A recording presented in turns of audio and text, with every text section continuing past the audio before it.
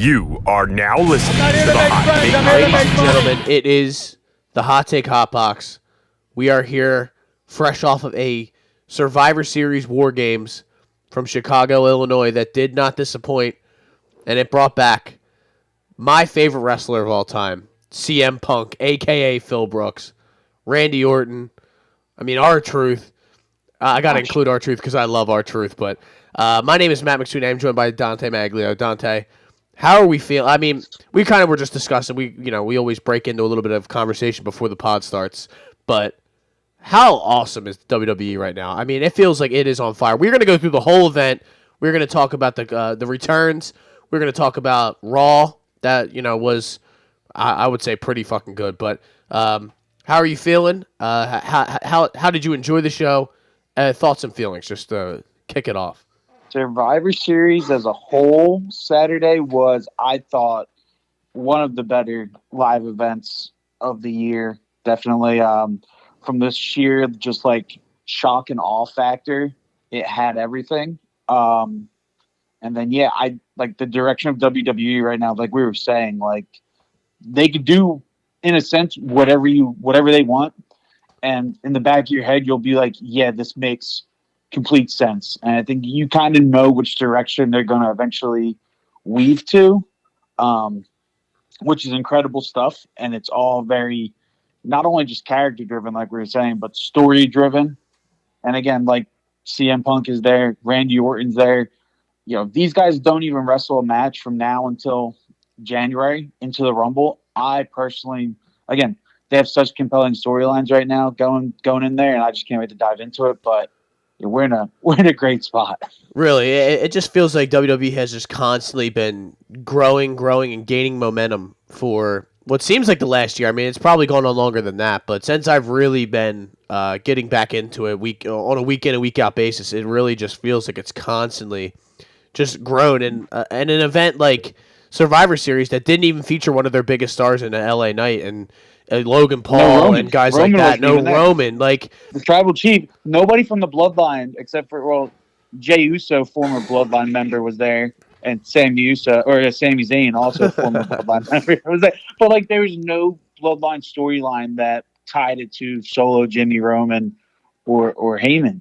So it was, and even the SmackDown before that, you didn't have that. So you basically had an entire week plus without anything dealing with the Bloodline, which really you haven't seen too much of over the last year plus.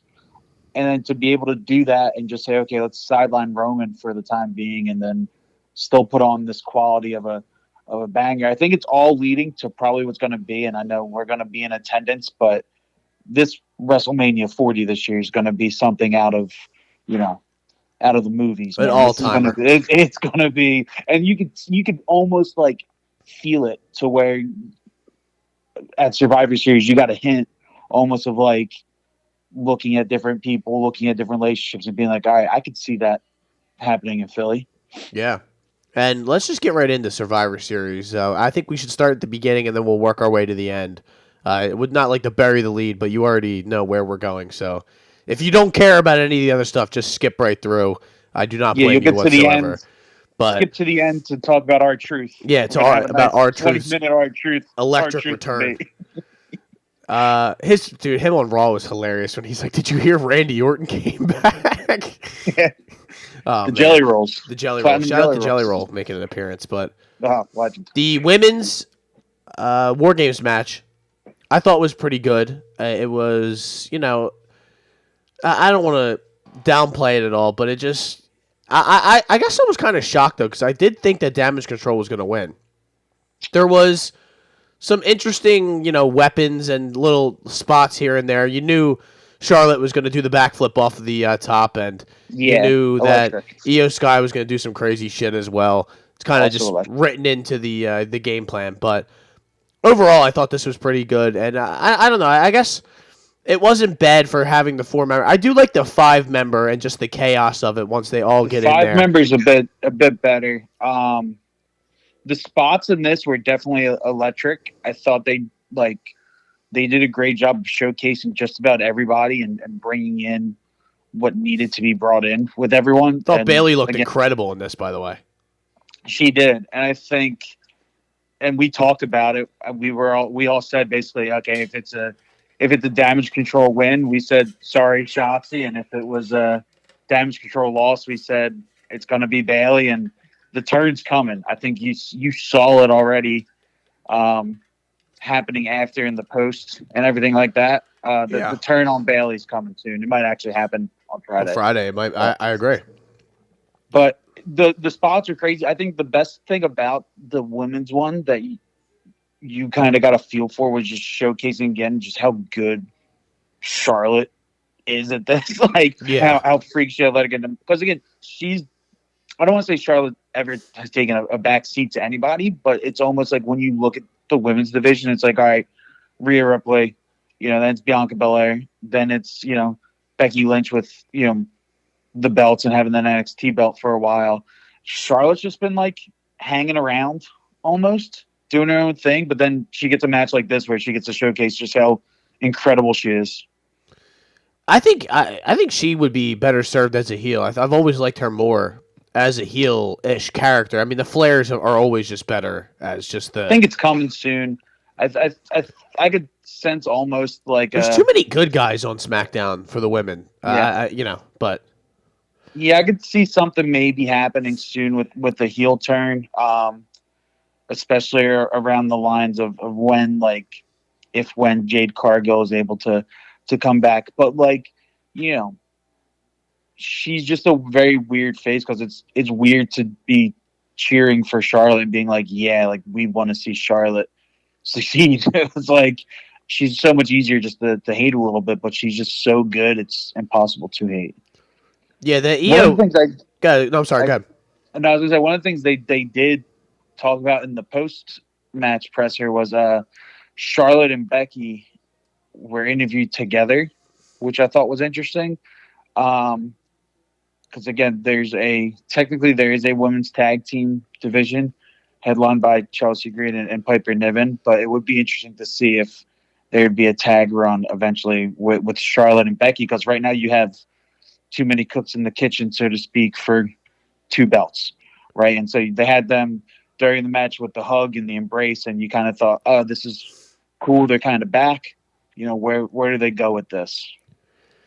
Yeah, I like you said, I think eventually they turn on Bailey. Bailey becomes a face. I think Charlotte at some point is going to have to turn on everyone. It's just like I just said, it just seems very inevitable.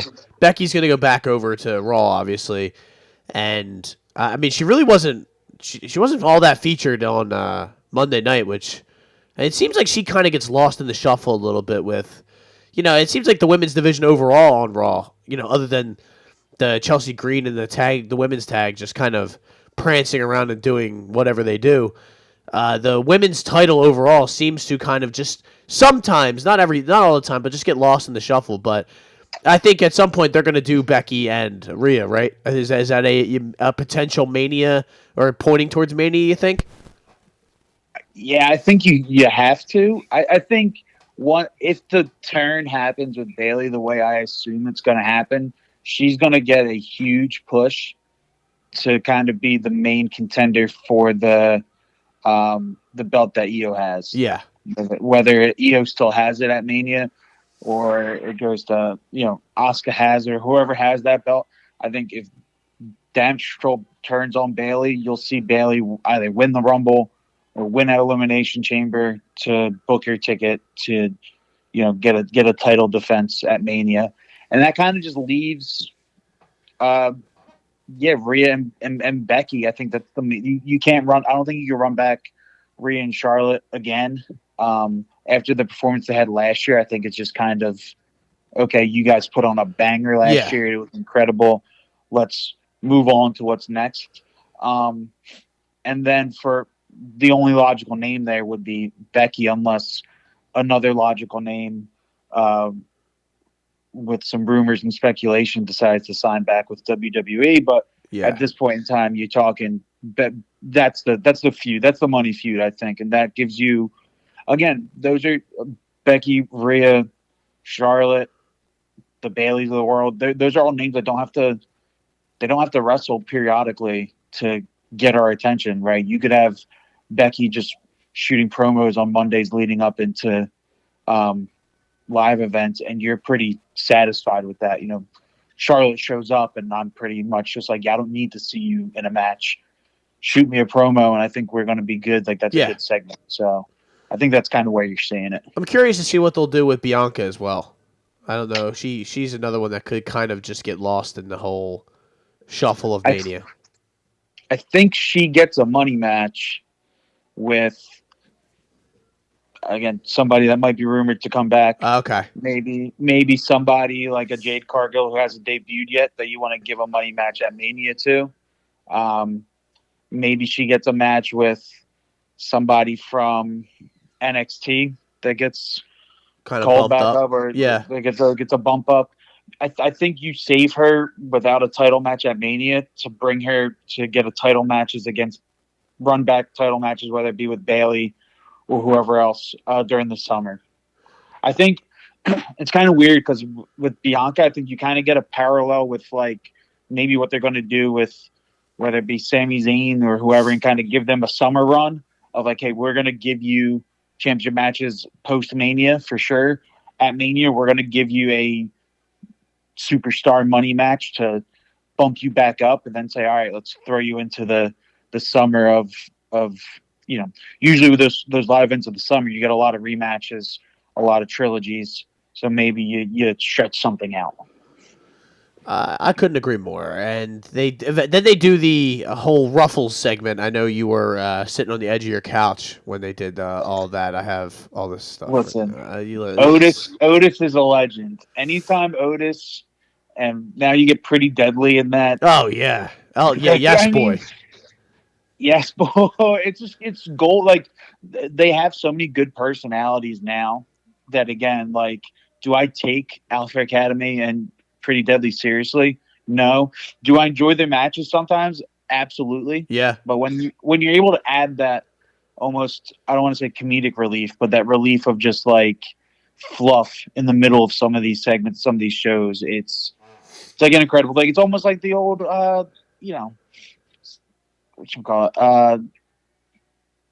JBL used to be in some of those skits back in the day. Oh, yeah.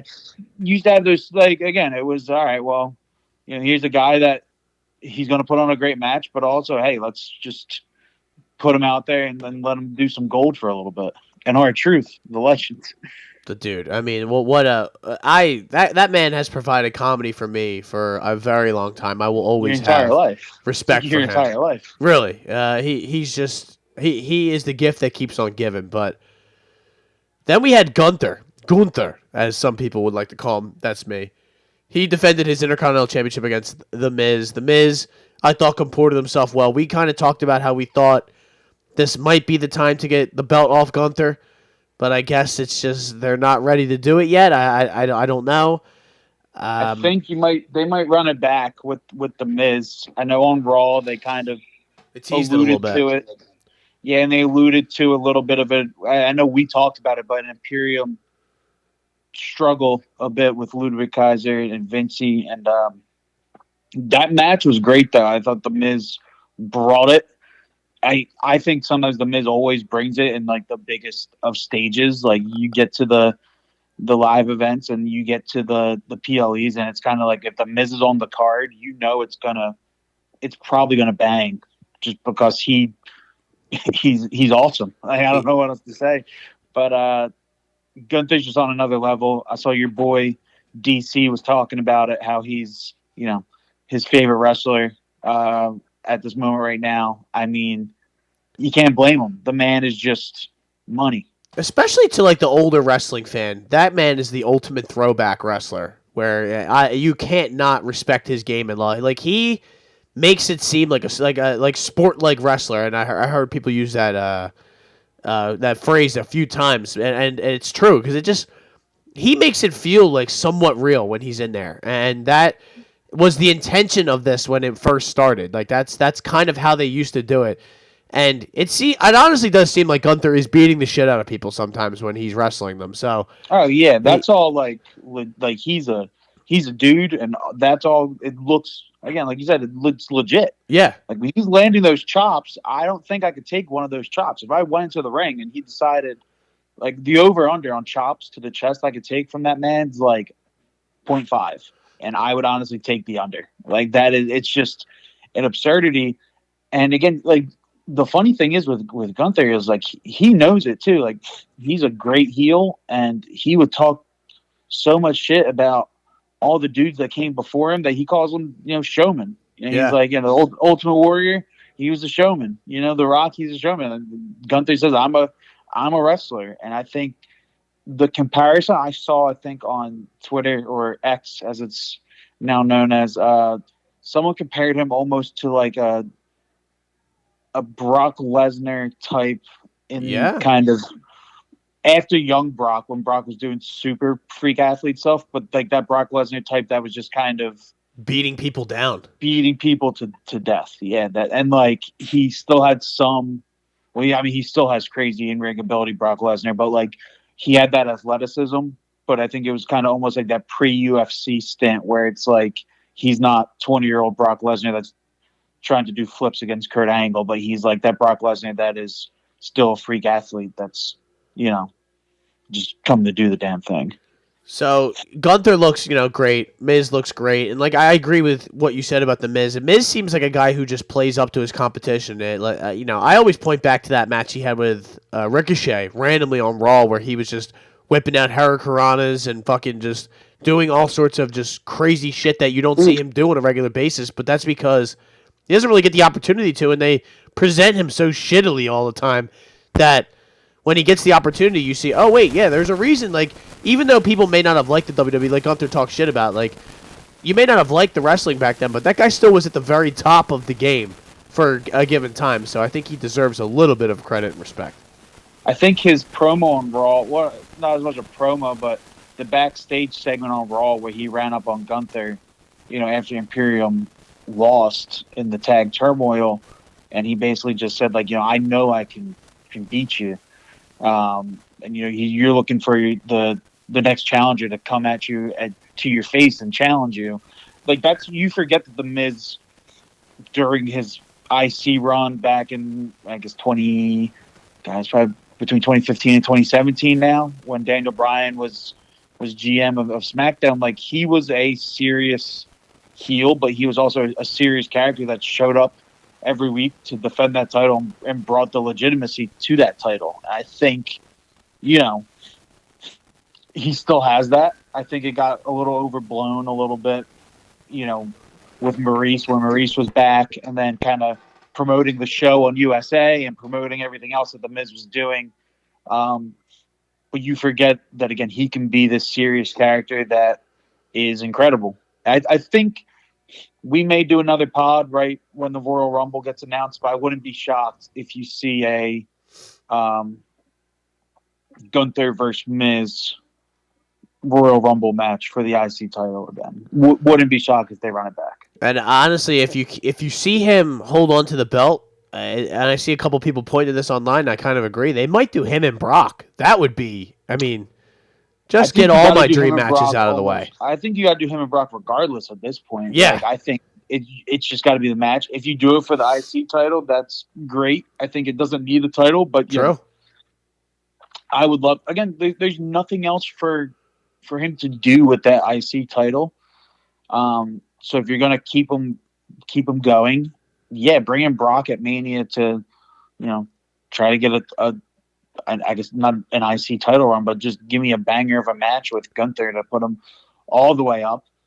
Even if it doesn't have a title, that's probably, if he loses that IC championship, call it at the Royal Rumble or pre-Royal Rumble, but probably at the Royal Rumble, he should enter the Royal Rumble and then either be in a spot with Brock, get knocked out by Brock, knock Brock out. That'll lead you into Mania. The Royal Rumble will be really interesting this year. I really don't know who a favorite would be, but the problem with Gunther right now is if you take the IC belt off of him, who are you going to put him up against? Yeah. You gotta give him another title. Like, you can't have him, win the Rumble, go up against Roman or Seth and not win a title. So you put him against Brock, you let him beat the beast, so to speak, and then you kind of, let them put on a banger of a match. But that would be incredible. And Brock Lesnar just doesn't come back to come back, right? He's going to come back, and it's going to be something that is a feud that he wants to do, and I think this is probably something that he would want to do. Yeah, I agree. And I think ultimately the end of Gunther's run, his title run, is not going to be clean. I don't think somebody's going to pin him clean. I think it's probably, I think we alluded to it last week, it's going to involve some sort of Imperium turning on him of some sort, right? Wouldn't you imagine? I would imagine either turning on him or a Ludwig Kaiser, Vinci botch in which they try to help, and it's just like they end up just not helping. Hitting him with something, like they use a chair and they like the guy ducks and they hit him or something like that, The interesting thing with that is you see it now, so it's almost like when do you strike on this? Like, do you do it at the Royal Rumble so you can get him in the Royal Rumble? Do you do it later? The date to note with Gunther is going to be when they go in August to Berlin. Yeah. Because, I think he's Austrian technically, but he has such a following over in Europe, and so does Imperium as a whole. So you're going to see like the push of a lifetime there. So if he's not contending for that, or if he doesn't, obviously, I think he's going to drop the IC title before then, but he's going to be probably having a World Heavyweight Championship match in Berlin. You could book that right now. Oh yeah, I don't think that's a lock. Yeah, it just has to be. It's that whole crowd will be behind him. It'll be so. It's somewhat similar in the sense that you can't, with CM Punk, you can't just turn away from that moment. You need him in a big match to close the show out and just showcase him basically. Yeah, and I think but again, that Mania potential between him and Brock, I think that's the only thing you really can do at Mania. I think that's the best route for you with Gunther. And again, a Gunther feud with Brock, where Brock again just shows back up for a little bit, shoots some promos, just stands face to face with them because they're both behemoths. Like, that's money right there. So after that, it was Santos Escobar defeating Dragon Lee. I'll be honest, Don, I did not care for this at all. I tried to watch most of it. It was, cool. Quick match. Yeah, it was a good match. Like, it was, it was quick. It was Dragon Lee doing some flips and cool shit. And then that was it. It was, you knew Santos was going to win this. It was supposed to be Carlito. I guess Carlito's hurt in real life. I can only imagine that to be the case because I don't think they would promote this and then switch it out last minute. Yeah, and I saw you Friday, and it was weird because they're like, Carlito's not cleared, because when we were saying it's Carlito, it was like, all right, well, I would love to see Carlito win at a live event, would be cool.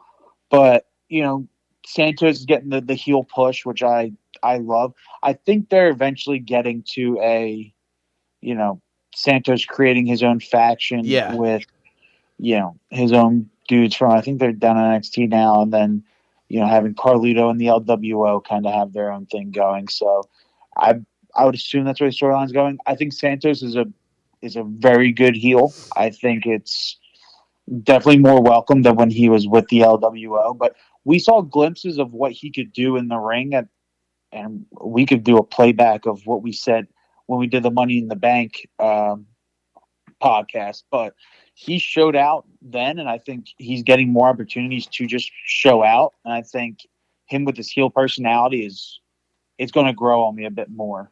Like, I think I'm going to get more of like, okay, I want to see Santos promo wise. I think he's going to put on great matches. I just think the storyline's got to be there. Again, like the last second switch and saying, oh, it's Dragon Lee now. It's like, oh, this is cool. But from a storyline perspective, I wasn't really invested in it. Yeah, like it didn't really do much. I mean, the match, like you said, like the match is cool. They were always, these guys are two great workers. They're going to do cool shit in there, but more like from the investment standpoint, Carlito and him were talking shit to each other. They kind of had built a little, sort of situation between them two. And I love Santos, basically saying that he wants Ray to get his leg amputated, talking shit to Randy Orton, saying, please show up on SmackDown. Like, I'm gonna whoop that ass, basically. So, I love it. I love the new heel. It gave him life, gave him juice, man. I think an interesting name to look out for Santos, which I think would be a good feud pre-Mania, would be with Kevin Owens. If Kevin Owens takes that U.S. title away from Logan Paul at some point in time. I think we're gonna get we're gonna figure out what the next step with especially the U.S. title is on Friday. I think we're gonna get a lot of answers to some of these questions that we have right now on Friday.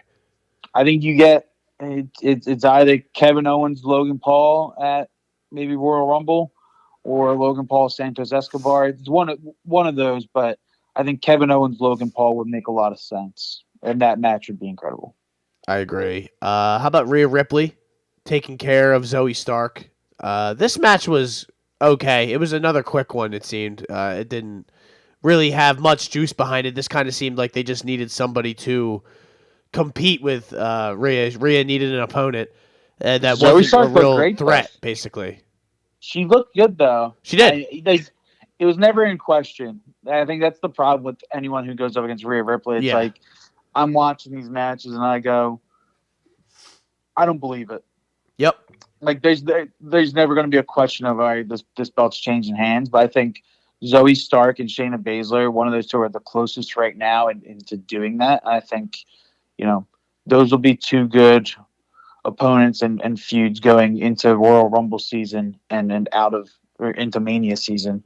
I was really impressed with Zoe Stark. I think she's great. She's incredible. I think, obviously we talked about it, the promos need a bit work. She could use a mouthpiece. Her and Shayna could both use a mouthpiece. So if there's a manager out there that wants to take both of them on, I wouldn't be opposed. But again, I think, Rhea Ripley's just on another planet of incredible right now. Like in ring and just the whole package. She's just on another.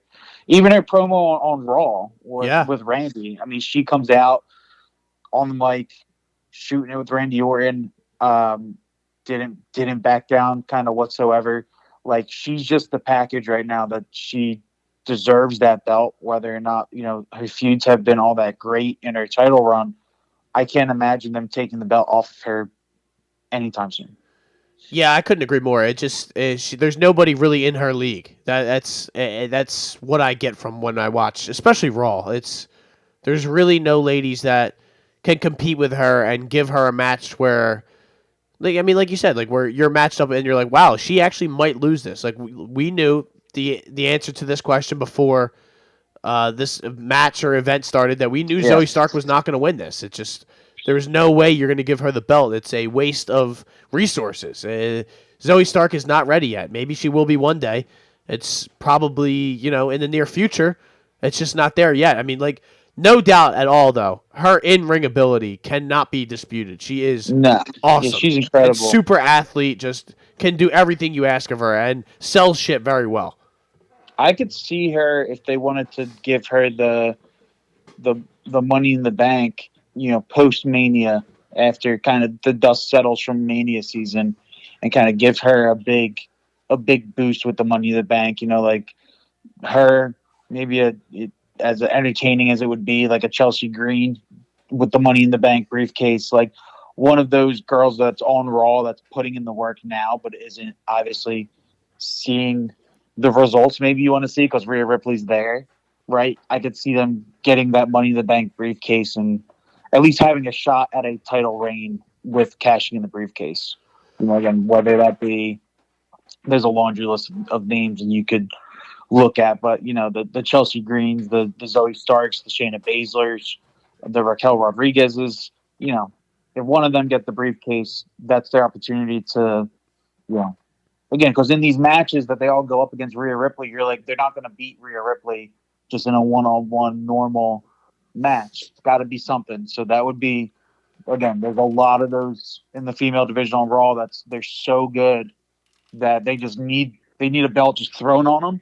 I think that could kind of be their way into it, but that would be intriguing. I think she just needs a title run that I think you can warm up to her and it becomes more believable. Because right now, again, anybody that goes up against Rhea Ripley, you're kind of just like, I kind of know which way this is going. The only one, like we talked about, is Becky Lynch, because she has the star power that, if she wins, it wouldn't be completely out of the blue.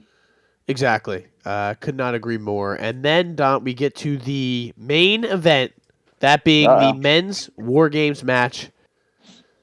It was Cody Rhodes, Seth freaking Rollins, Jey Uso, Sami Zayn, and question mark, because at this time we did not know if Mr. Viper was going to show up against the Judgment Day. They played that perfectly. They really did. Perfectly.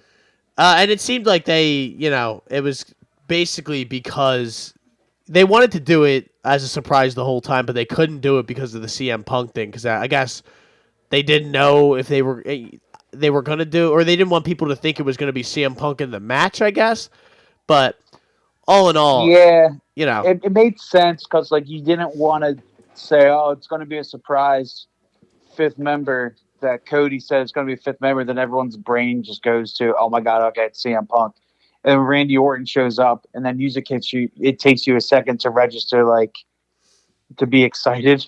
So you say it in advance, but you don't want the return to be, okay, yeah, his music goes off and he sits in a cage for 20 minutes until he's able to come out. So I think they played it perfectly to where that music hit and he came out of the tunnel and everyone was just on their feet, just going wild. Well, before that, they kind of teased the Money in the Bank cash-in for the 55th time, which it didn't even make sense, though, because it was like, why would they cash in the middle of this War Games match with all of these people in the ring? But I guess didn't they just throw Seth Rollins through a table or something like that, or something along those lines? Yeah, Seth was in the table. Seth was in a table, and then she came out with the briefcase.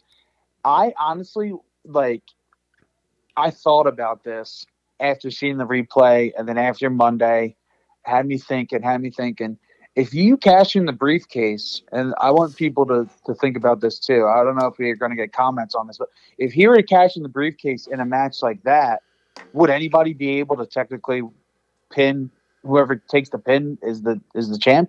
If anybody were to pin Seth, would they have been able to, if he cashed in the briefcase and Drew's in that match and Drew pinned Seth, I guess Drew's the champ, right?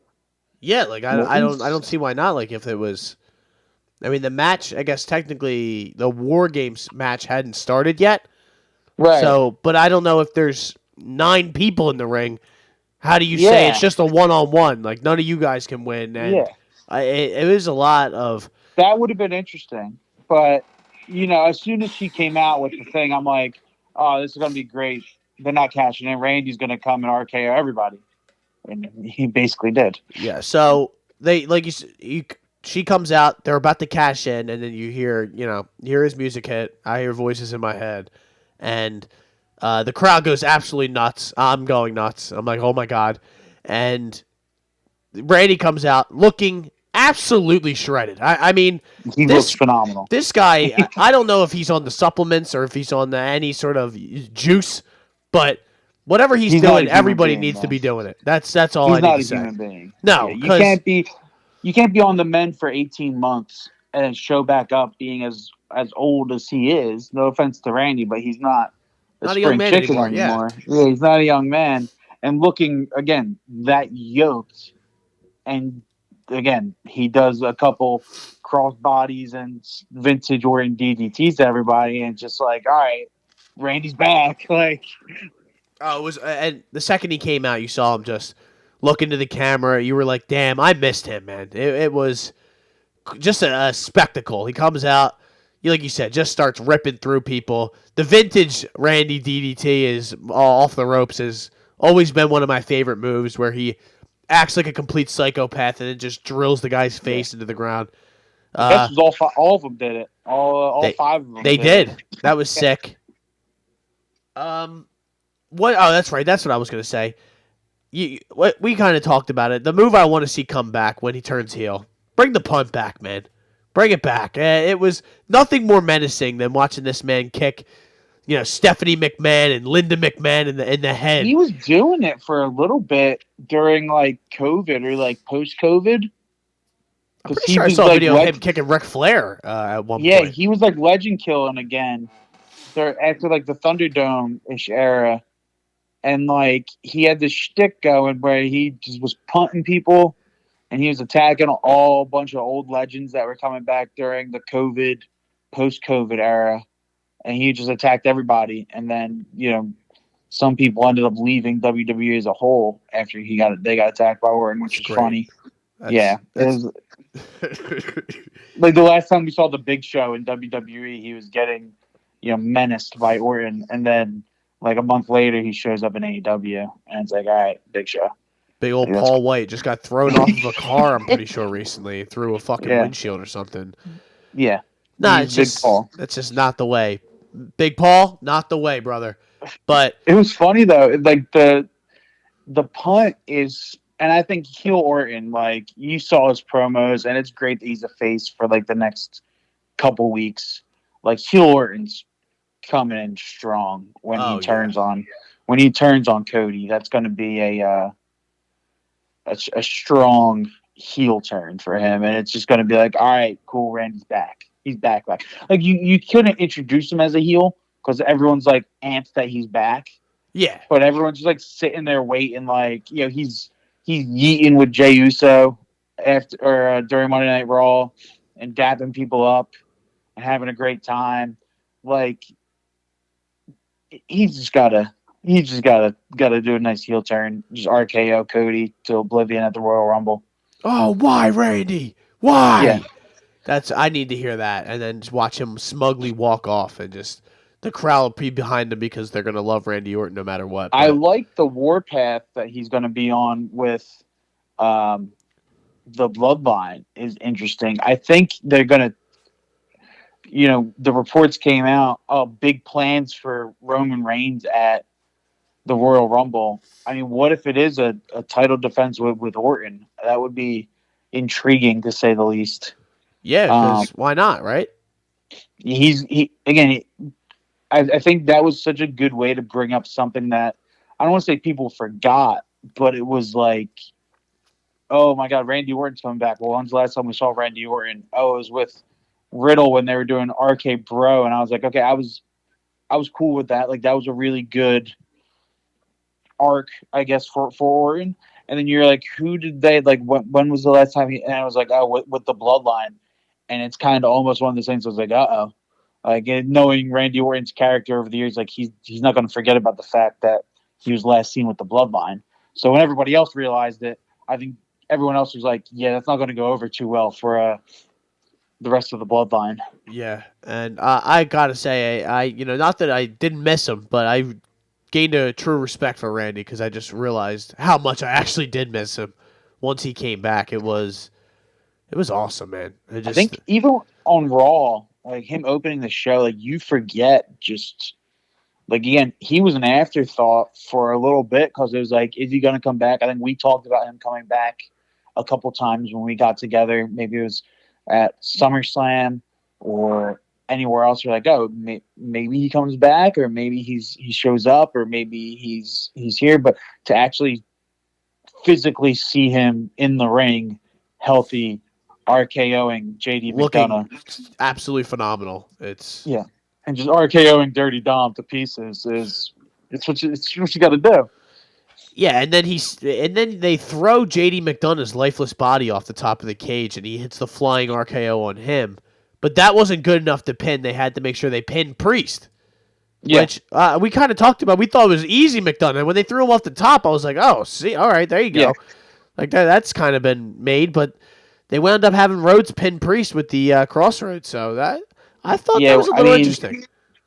We talked about the Judgment Day split and who it's going to come down to, and it coming down to, Damian Priest almost being the guy that they alienate. And you saw it again on Raw. So he took the pin, and he was all pissy with Judgment Day after, like, oh, I messed it up. I did this. That I said I was a leader of Judgment Day, and we lost.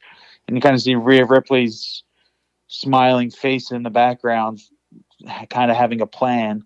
I could see again.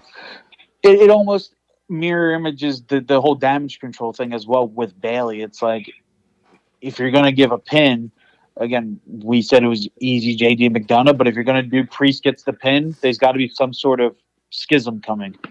Something has to go wrong with the Judgment Day. They've had their little bumps in the road, and it seems like they've always kind of gotten back on track. They're getting closer and closer to that ultimate fracture that they can't come back from. I think it's coming soon because, again, Priest still has the money in the bank. He hasn't done anything with it yet. I think it's got to come eventually, and that's going to be the turning point. And then again, you had the tag turmoil happen, and you have the belts out there, so you're going to have to defend the belts. So I think it's going to come, and I think again, you have so many, and I think we may have mentioned this, but you have so many good characters, so many good wrestlers right now to pair up with.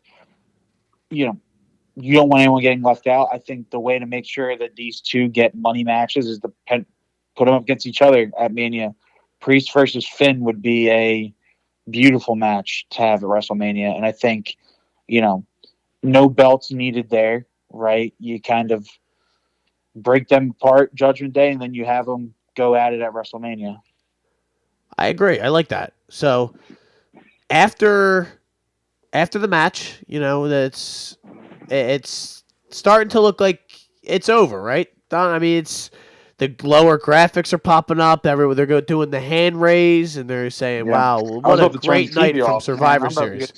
Yeah, it's over. It's time to move on now. We can just go about our day. And CM Punk is not going to show up, but then, the static hits, the crowd comes absolutely unglued.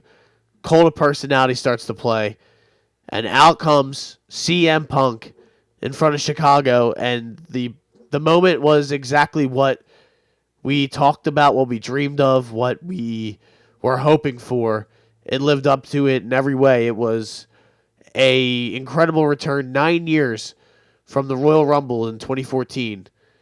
CM Punk is back in WWE, and near 4 months ago, he was in AEW, wrestling in front of almost 100,000 people. So, what a time to be alive! What a time to be a wrestling fan! What a time to be a WWE fan! I know you were just as pumped as I was. Psyched. It was one of those things that I was ready to turn the TV off. I was about to be like, he ain't coming. It is whatever. And then the music hits, and you're like, nah. And then you start freaking out a bit, and then he comes walking out. All of those videos, I've seen so many reaction videos that have been tweeted all the last week of just, oh my God, CM Punk, like people on Twitch, people doing live streams, people doing it and then just being so shocked. Like that was almost my reaction as well. Just seeing him just walk out looks good. First off, looks good. But again, the fans love him. And then I think the coolest thing was, and we're gonna, I guess, peel back the curtain of WWE biz. You couldn't tell because they started shooting reaction videos to the people that were in the ring, and you couldn't tell. Did they know about this? Didn't they know about this? Is Seth Rollins really freaking out? Is this more of an angle? Is this a work? So it started the gears started turning after that, and you kind of just, again, your brain went in a million different directions. But you were just happy to see CM Punk back.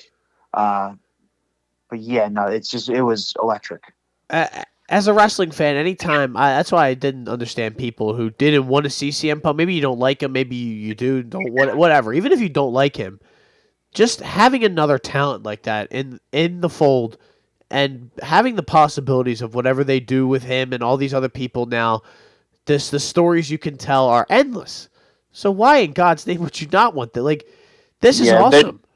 There are too many people thinking, and again, not that I'm one of them, but I could understand the thought process of thinking of, this might not end too well. But to be honest, I'm not looking at how it could or couldn't end. I'm looking at what's the immediate future right now. If he has another dust up with the locker room and has another meltdown and starts leaving, that's a future problem. I'm in the current and the right now. The right now is seeing CM Punk, Seth Rollins being that first feud for him and getting that, again, money match. Yeah.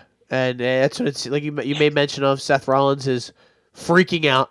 Telling I'm gonna beat that fucker's ass when I get back there. I couldn't tell if it was real or work for the first little bit, and then people started being like, no, like, relax. It's more of a work. Yeah. Like, some of it was maybe some real emotions, but like he's not about to go have a breakdown because CM Punk is back. And again, I think the storylines here are just endless. You have almost a year plus worth of storylines with him just being back in WWE, let alone future storylines of future people he could wrestle with that he has no history with. Yeah. But you have three guys that he's had an extended history with. A little bit with Seth Rollins, obviously more so outside of the ring, with some comments being made and some shoots and everything like that.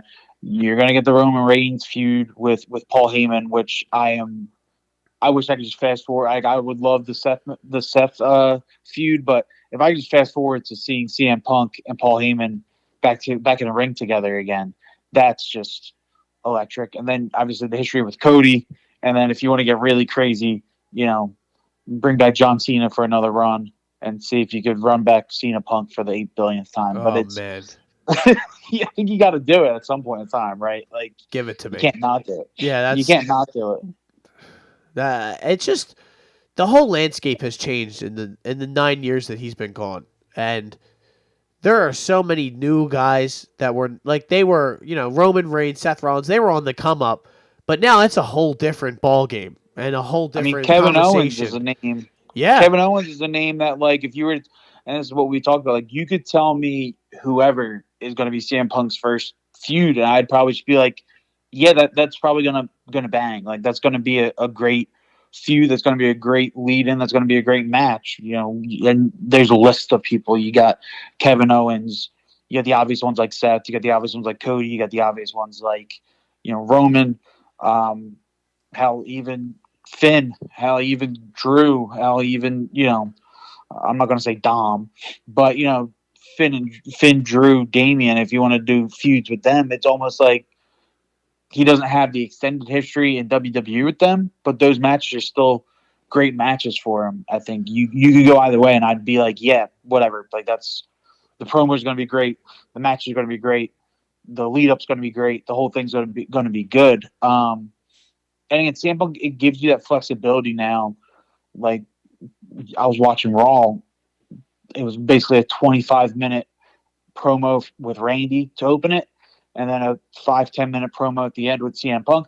But you don't need to see them really particularly wrestle too much. They could just be standing there with a mic, and I'm pretty intrigued. Yeah, and that's kind of always been the case with CM Punk, it seems. There's never been a dispute that he couldn't talk or keep the people interested. He's very good on the mic. What do you think they do with his first feud? Do you think it's Seth Rollins? Do you think it's just kind of they're going to lead this all the way up until Mania? What do you actually think they're going to do? I think it's got to be Seth Rollins. I think there's no real other way to go around it. I don't know if it'll be for the – I think at that point Seth might drop the title before then, which I think he's bound to do anyway. And then I think you start the Seth CM Punk feud post-Rumble into Mania. I think it's probably better for Seth, too, because it gives him a bit of a break. I mean, he's been carrying that title for 6 months and breaking his back, literally, for the last little bit. So having a feud that's already set in place that, again, he doesn't need to have matches on Monday Night Raw too often. He doesn't need to do a lot of this stuff. It's almost reminiscent of the feud that he had with Cody, where it was set in stone after Mania that it was going to continue on and keep going, and it was a great feud, but kind of similar to that, I think. Who was his feud last year at Mania? Who did Seth wrestle at Mania last year? Wasn't it? No, it wasn't Logan Paul. Was it? It was Logan Paul. Right? That's what I thought. Paul. It was Logan Paul. Yeah, so again, that was another one last year where that was kind of set after the Rumble.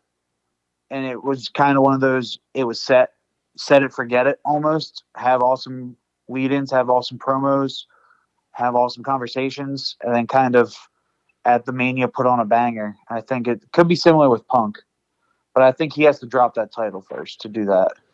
Yeah, I think. I think they could do it with that, but it would kind of make you think he's not. Like, I think without the title, he kind of has the intrigue of who's going to win, who's not. I don't know. I don't know. I'm just so excited. Like, I think I don't even care what they do. Like, I usually am like, I'll be pissed if they don't do this. I'll be pissed if they don't do that. I don't like I don't really think there's a wrong way. I mean, I'm sure they can fuck it up where I'm like, wow, I can't believe they actually did this. But now, it's got to be Seth. It's got to be Seth. I think. Do you think they do it at the Rumble though? Like, that's what I'm worried about. Like, there's a lot of time between now and Mania. When do you think he wrestles first? Does he just wrestle in the Rumble, or does he have like a match at the Royal Rumble, like a singles? He could, and you could do it. I don't know, because I think like Drew gets his match again at the Rumble. I think Drew's going to get that title eventually. I think he has to at this point. But like with Seth, the easy way with CM Punk would be, hey, you're going to come back at the Rumble, and then one of you is going to eliminate the other, or get pissed at the other, or do whatever.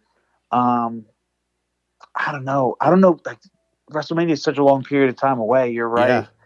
Even Rumble's so long. I don't know if you bring him. You might have to bring him back to do a couple matches. Maybe enter him in the Elimination Chamber match, and be like, "Hey, I'm entering the chamber." Maybe put him in the Rumble, have him lose, enter in the chamber, have him and Seth both lose in the chamber, and be like, "Hey, Seth, you know what? We're in it at Mania," type of thing. I don't know. That is interesting, because there's a lot of time, and like you can't just have him shoot promos from now until April. Yeah. The Royal Rumble, I think, now is the most intriguing, the most unpredictable. I guess you got to wait till the names get in there, but I don't know who is the favorite there. Well, we do have one name that we know for sure will be in there. That's Cody Rhodes. Yeah. Cody Rhodes. I don't know if you can run it back though. Like, you can. But it's almost like there's so many other matches, I think, for Cody to do before he takes another pin from Roman. Yeah. I don't think even now with CM Punk, I don't think Roman's not going to lose that title at WrestleMania. You're not going to deny us a potential Punk Roman, I guess, next fall feud type of thing without a title. So you're going to keep the title on him until then. So I don't know. Like, again, I think Cody Randy makes the most sense if Randy enters the Rumble. I don't know who's that winner. Yeah, I think it's like I'm still like my brain's still at does Dwayne come back and win the Rumble?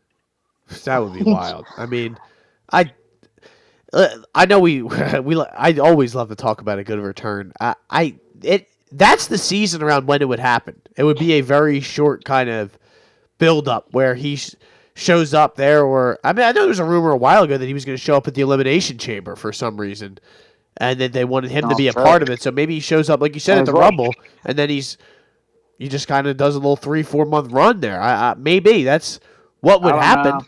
I don't know, but I think the good thing with CM Punk though is if you put him in with Rollins and lock it in, Rollins is going to be his first feud.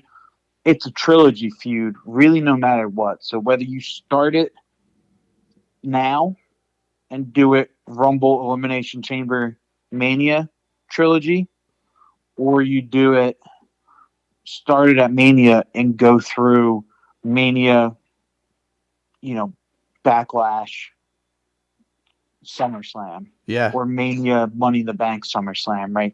Something like it. It's a trilogy, no matter how you split it. And again, we've seen successful trilogies happen, whether it be starting at Mania or starting right after Mania, through the summer without a title. Cody and Brock was the most recent one, where it's like, we're just going to carry this from post-Mania to SummerSlam and keep him out of the title picture, and no one's going to bat an eye because this feud is so incredible. I think it could be the same thing with CM Punk and Seth Rollins. Like, they're going to be so... And again, Cody did it with Seth when he first came back. He came back at WrestleMania.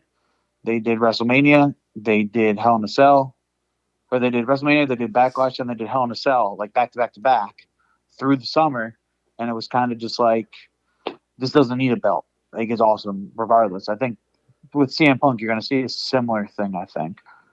Yeah, Well, and it doesn't matter. Like, they could tell you, I could say all that, and then they could say, yeah, CM Punk's first appearance is going to be at the Royal Rumble, and then, KO tosses CM Punk out of the ring at the Royal Rumble, and then CM Punk says, Kevin Owens, I've had enough of your nonsense. Like, you're my first, that's your first feud, and that would be an incredible first feud. I don't like we said, I don't really think they can go wrong. There are so many different avenues that they can go down heading into WrestleMania season that I really, at this point, maybe I will tell you down the road that I think this is not the right idea or this sucks. But right now, there's not really a bad idea that I can be presented, other than maybe Tozawa Roman Reigns. That might not work for me, but maybe it would. Maybe he Man, deserves that was the man. He is, dude. What did you think about Shinsuke making Cody Rhodes the guy that he wanted to take out and hit him with the mist and everything? Do you? I'm intrigued. I am definitely intrigued. intrigued by it. Because there's another thing. It keeps Cody. I know Cody's going to be in the Royal Rumble, but it keeps him and it keeps Shinsuke more relevant for a time being. It gives you a good match. Cody will probably have that match at the Rumble and then enter the Royal Rumble after he beats Shinsuke. It gives you some intrigue. I think it also gives you an out for when Cody doesn't win the Rumble. If Cody doesn't win the Rumble, sorry, I'll say that. It gives you a potential feud with either Nakamura or if it's because of Randy Orton. But, I could see Nakamura just savagely attacking Cody, kind of like he did Seth in the middle of the ring at the Royal Rumble, and then kind of leading into a feud pre-Rumble with Nakamura to keep him again occupied. I think there's just so many great names right now. Yeah. And there's so many mid names as well that you got to keep everybody happy. You got to keep everybody doing something. And it can't just be always, the A+ names versus the A+ names all the time, because then you get to a point where Cody's fighting the Judgment Day for 8 million times, right? So just at least get some away from the Judgment Day for a little bit and get something fresh. Yeah, freshens things up, gives these new matchups, new intrigue, new opponents. I couldn't love it more, man. And I loved Randy Orton's Daddy's backline on Monday. That was incredible. Absolutely electric. I like that he's just basically saying, I'm going to whoop Solo, Jimmy Uso, and Roman Reigns' ass. Awesome. Can't wait. I loved Drew McIntyre headbutting the shit out of the title, and he's got to get the title soon. Like, I'm all in on it. I'm getting tired of seeing him talk about getting the title and then not getting the title and I think he gets it soon. I think he probably gets it when he goes full heel turn, maybe at the Royal Rumble. Whether or not it turns into a Damian Priest attempt to cash in, don't really know. But I think he's got to get a nice title run. Again, you got there's so many dudes just hanging around. I think you got to give them this. They are all stars right now, and you got to give them time. But I think you can kind of see which way they're going.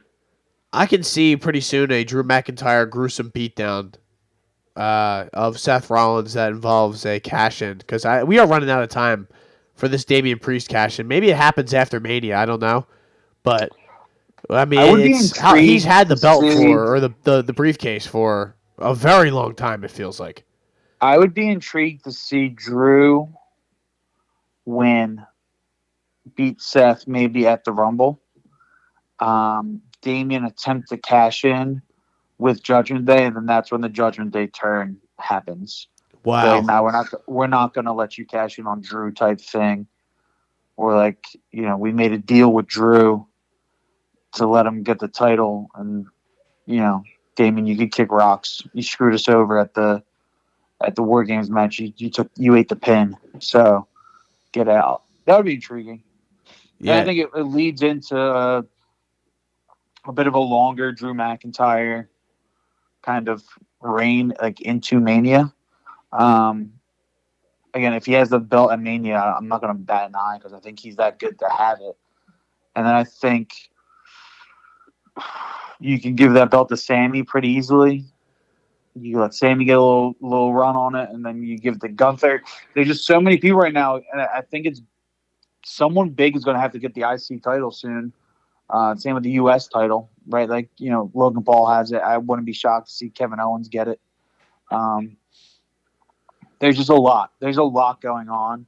Like, and who do you think right now who's your favorite to win the Rumble? Like, who do you think is like your number one pick to win the Rumble and challenge who? I couldn't tell you. Like that. I don't.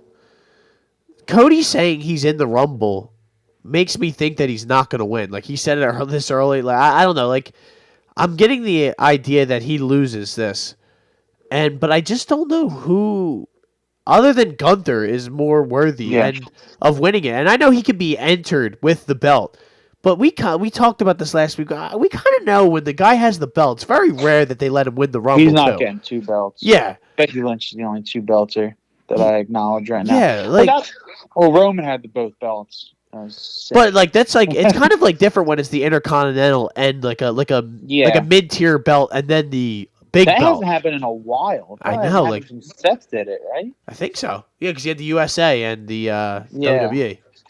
I mean, like, you could read off a list of 10 names right now of like, I think this person's gonna win the Royal Rumble, and I'd be like, okay, yeah, like that makes perfect sense. I could see them winning the Rumble on their path to Mania. I mean, you went through it. Cody, I don't think it'll happen, but if it were to happen, I'm not going to question it, right? Would not be shocked. CM Punk back, if they're giving the Royal Rumble, again, I'd be kind of shocked, but really wouldn't because it's CM Punk. Gunther, you even go down to like a Sami Zayn, what Sami Zayn's been doing recently, Drew, Finn, Jey Uso, LA Knight, like we haven't even mentioned LA Knight, who's been incredibly big and just like was a Royal Rumble favorite at one point in time. Kind of like 3-4 months ago, you thought for sure like he's winning the Royal Rumble and getting a match against somebody. Now he might be like the 10th favorite to win the Rumble. Not even mentioning, Big Dwayne if he wants to come back for a WrestleMania run. I think it's like I don't know where it's going to go. You may even have names that like aren't even in the Rumble, and I wouldn't bat an eye. Like number 30 comes out, and it'll take me a little bit to realize, like, oh shit, Kevin Owens isn't in the Royal Rumble. Yeah, like what's going on here? Or like, AJ Styles. Not, yeah. It's like what do they do? Like you wouldn't think it until right after. Like, oh, that's odd. I think both Usos got to be in the Rumble at this point, just so you could further the Uso versus Uso storyline. But get that kicked off. Yeah, I think that's a Mania kickoff, or at the very least that's a Rumble kickoff. But yeah, like I couldn't tell you. I have no idea. I think it's great. I think for the women's, you have more of an idea. Like I would assume it could be Bayley, but she'd be my favorite right now to win the Rumble, but I wouldn't say she's alone at the top of that list. But with the men's, it's kind of like I could float out there 10 to 15 names and like, this person will win the Rumble, and you'd be like, all right, sick. Like, that's awesome. Sign me up. Yeah, I mean, there's pretty much 6 guys in the men's War Game match that could have won it. Just them, Cody, Jay. You could say Jey Uso, but I don't know. I guess that probably wouldn't.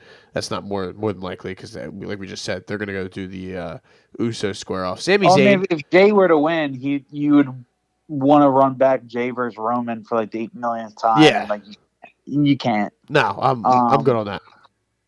Yeah, I think Jimmy and Jay at Mania makes sense. One of them eliminates the other, or one of them interrupts one of their matches or whatever, and then you get that fun stuff going. But like even Solo, like if Solo's not in the Rumble, are you gonna like question Solo not being in the Rumble? You're gonna be like, where the hell was Solo at? Yeah, it's like it's crowded, but there's so many good storylines and characters that everyone has their own like path to get to a belt. Like I would not question one person getting a belt. I wouldn't even question at this point Roman keeping the belt for another year. I'd be like, really? All right, like whatever. Yeah, don't care. Yeah, like it's at this point, I would not be shocked by any of that whatsoever. I do think if I had to make an official prediction before we get out of here, I do want to have something just in case you don't hear my voice until then. I think it's probably going to be Cody. That just seems like the safe. Like if you put odds on it, he's probably the favorite, right? Probably. I guess he kind of has to be. I'm looking up odds real quick to see if we can see what's going on here. Part of me wouldn't mind seeing Finn win the Rumble. I would put him as a favorite, but I would you would have to have the belt be somewhere else. Like that belt would have to be on somebody else for a guy like Finn to win it. All right, I got something good here. I did find an article, October 20th. So, before a lot of this stuff happened, but we obviously have a better idea a month later. But plus 250, LA Knight. You know who else is tied for plus 250? Cody? Dwayne. The I'm Rock. telling you, if you're gonna bring back if you're gonna do this Rock Roman storyline, this is the time to do it. Yeah, man. I mean, this is because it's a safe win for Roman, and it carries Roman into basically the summer, very close to that Hogan mark, and then into September when he breaks Hogan's longest reigning championship record. Like you give him Dwayne, and then you do something like you did last summer, where you give him another member of the Bloodline or whatever to just smack around Jimmy for the summer, and then you bring it to September, and you figure it out then. But who's after Dwayne? So you had Dwayne, you had Gunther at 4-1. You have Drew McIntyre 5-1. Okay. Jey Uso 5-1. Sammy, which I think that's a bad price there. Sami Zayn is 5-1, and then you got Cody Rhodes, Damian Priest. Cody Rhodes at 6-1. Then you have Damian Priest, Kevin Owens, and Seth Rollins at 10-1. Then it kind of Brock Lesnar, Jimmy Uso, Randy Orton, Austin Theory, CM Punk, Dom Mysterio, and CM Punk have the same odds. We're taking those odds at CM Punk. Big E taking those odds like 3 months ago. Would be interesting if he could wrestle again. I know. AJ Styles is on here. Sheamus. There's a lot of names, obviously, because you have to. Sheamus, fella. Yep. Tommaso Ciampa. Stone Cold is plus 250-1. So put $1 on that. If I had to make out of those names right now, if I had to make a prediction that's not Dwayne, you're telling me take Dwayne out of the equation altogether. Dwayne is not the dude. I would probably go with. I think Sammy. Yeah. I think you let Sam, because he's been flirting with that heavyweight championship. I think whoever wins the Rumble, if it's not Dwayne, you marry up with the World Heavyweight Championship, and then you figure out what to do with Roman later. But there's so many names for that heavyweight championship that any of them can win. We saw them all in the War Games match. Sammy, Seth has it. Priest wants it. Finn could get it. Randy Orton, all of them could get that heavyweight championship. No one would bat an eye. I'd be like, all right, cool. Drew McIntyre could have the belt, main eventing night one of Mania, or not main eventing, defending the belt at night one of Mania with Drew McIntyre, World Heavyweight Champ, or Damian Priest, World Heavyweight Champ. I don't think anybody would be mad about that. There's. You could do. Dude, no, I'm 100% with you. I just found the new odds that are after this, but CM Punk just moves up to plus 500, so much more of a reasonable chance. But I mean, The Rock is still plus 300 on here. It's pretty much the same, other than basically the moving up of CM Punk. So they heard. I mean, there were rumors, with the whole sale to Endeavor. That TK Holdings, all that fun, that hey, we want to make 40 a banger. It makes sense with Roman being that close to breaking the ultimate record that Hogan has for the longest title reign, that hey, let's just give him a big money, big over match, big promo driven match at Mania. That's going to be what the people want to see because it's incredible. right? Get him through that Mania hump with no questions asked, and then give him 2 months off until whatever live event you want to bring him back for. Have him defend the title at one or two live events in the summer.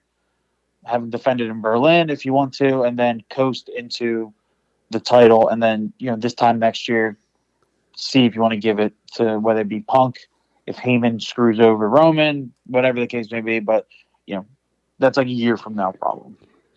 Like, this would be the year to do it. It gives you the excuse to just keep it on him forever and just say, hey, go beat The Rock. Beat up your cousin. Tell an incredible story going into it. Have all of the hype, all of the juice, all the everything behind, everybody. You think the people were paying attention. CM Punk is back.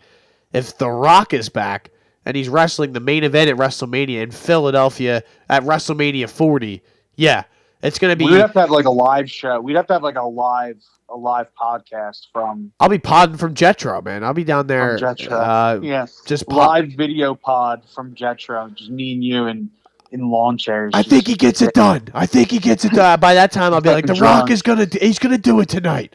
Even though it will make no booking sense whatsoever, but fuck it, why not? I honestly, I never thought that The Rock was gonna beat John Cena the first time, but hey, no, he's not gonna beat Roman Reigns over.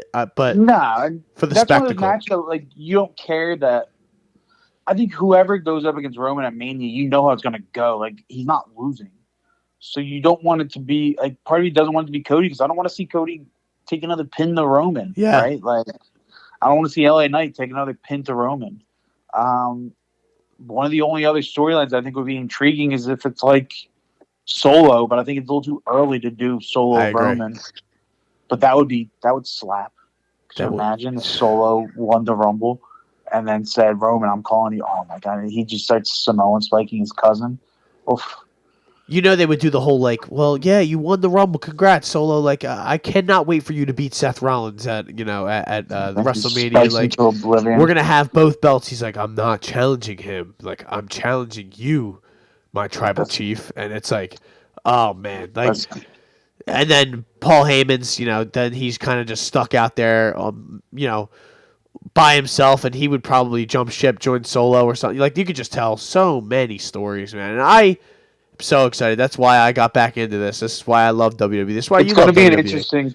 It's going to be a post Rumble. It's going to be so interesting because that Monday post Rumble is when you really start to be like, all right, now we know, in a sense, who's doing what. Yeah. So it's going to be interesting to watch the Rumble and be like, especially now that we're going to Mania, think, oh shit, this is what we're getting. It's going to be insane. I know it, even though it's pretty obvious if they had another premium live event, it would be somewhat of a filler. But I mean, it's a long time until the Rumble. I would have liked a little buffer period in between and do something. I don't know, Hell in a Cell. You could do any. They did a couple years ago. They had the day one on January 1st. Yeah, 2 years ago. Because January 1st was on a. Bring back December to Dismember. NXT probably has. We didn't even talk about, like, again, we talk about people in the Rumble or potential match people. There are 3-4 names down in NXT that if you gave a match to any of those people, I would not bat an eye if Braun Breaker's up there and come Mania season challenging somebody for a match at Mania. So there's plenty of talent down there. You'll see a couple of those guys pop into the Rumble, right? I mean, that's... Yeah, you'll probably see at least Braun Breaker. I would say Trick Williams shows up. The Almighty will have to be involved, right? I mean, I know he's kind of... Dude, we were just talking. We just talked for over an hour and did not bring up anything with the Street Profits nor Bobby Lashley. And that's just how crowded this place is. Like, yeah, Bobby Lashley didn't have a match last Mania, and everyone was like, this is an absurdity. So you would assume he has to have a match with Mania, at least something, or at least being involved with the Profits. But again, this is just where we are. There's a lot of things to again, this could go any which way. I'm so excited. I cannot wait. We will If we feel the need, we will have another pod next week, the week after. We will if something happens, you will hear from us, ladies and gentlemen. I don't want to give you guys full Raw and SmackDown breakdowns. You don't want to hear all my thoughts on what DIY was doing in the tag team turmoil match on Monday. That was your boy. The Creed brothers are unbelievable. Before I get out of here, those guys are freaks. They're ridiculous. That's why you got to get I love Priest and Finn, but they're not a traditional tag team. You got to get those belts. Either split them or get them to a traditional tag team. Do something because they are fantastic. Like they are so good. Yeah, and it's kind of just wasting space there. There's so many, and you've even talked about splitting them. And let's SmackDown do their thing. You have so many good. You have good tag teams on SmackDown. So you have Pretty Deadly. Yes, boy. The Profits. Yes, boy. Get them belts. Like they're breaking up. I think they're breaking up Rich Holland and Butch finally. It's about time. But again, you still have the Profits and Pretty Deadly at the very least that are just withering away on SmackDown because you didn't split the belts. At least you had the split belts. Even with the LWO when they were coming up, and then you still have tag, potential there. Get to it. It's going to be interesting to see too. I think I like Nick Aldis as GM. Really, I've enjoyed the character. I wouldn't be shocked to see him be more of that authority figure going forward on SmackDown, and it being kind of an electric feel to that again. Because Adam Pearce is good. Adam Pearce is not an authority figure. Nick Aldis seems like an authority guy. Bring back Mr. Kennedy. How about that? There you go. There's my pick to win the Royal Rumble. Mr. Kennedy. No, I'm just kidding around. But, we really could go all day and talk about the possibilities and what's next and what's going to happen. But, Dante, it is a great time to be alive. It is a great time to be a WWE fan. Are you excited for SmackDown? I think SmackDown's going to be nice, too, because you're going to have to start seeing the tribe. When's the Tribal Chief coming back? Probably soon. Not this week, I don't think. Probably after Randy's just going to terrorize everybody, I think, this week, and then he'll probably come back next week or the week after. And again, the Royal Rumble's not till the end of January, so you got some filler time till he has to come back, but he'll be back soon. Yeah. Sooner rather than later. SmackDown is still a phenomenal show, and I think the way that they're going to do CM Punk and the way they're going to do Orton, they might pop into both, but Jimmy Uso, watch your back on Friday, man. You're my boy. You've been good. You've been great for the last couple of weeks without really Solo and Roman. You've been kind of doing your own bloodline thing. He's been hysterical. You're going to get abused this weekend, man. I'm sorry, but on Friday you might want to call out sick. Because Randy Orton's coming, and he's coming for you. It'll be interesting to see what they do with LA Knight going forward, too. What feud that is. And then Logan Paul's back on SmackDown Friday, so you get some clarity there. Friday SmackDowns have been one of those nights that, again, it's 2 hours. I'm just looking for promos now on Fridays. It's all right, who's showing up and what are they saying? Because you have the electric promo guys on SmackDown. LA Knight, Logan Paul are going to start setting that up. That's probably the most logical step. So I don't know if they're going to do it yet, but I think we're going to start getting some teases in that general direction. That would be a great feud. And again, that's a money feud that you don't really need a belt, but if you have the U.S. title attached to it and finally get LA Knight a belt, I'm not opposed to it. Yeah. I'm never opposed to it. I'm never opposed to LA Knight getting a belt. No, that's your boy.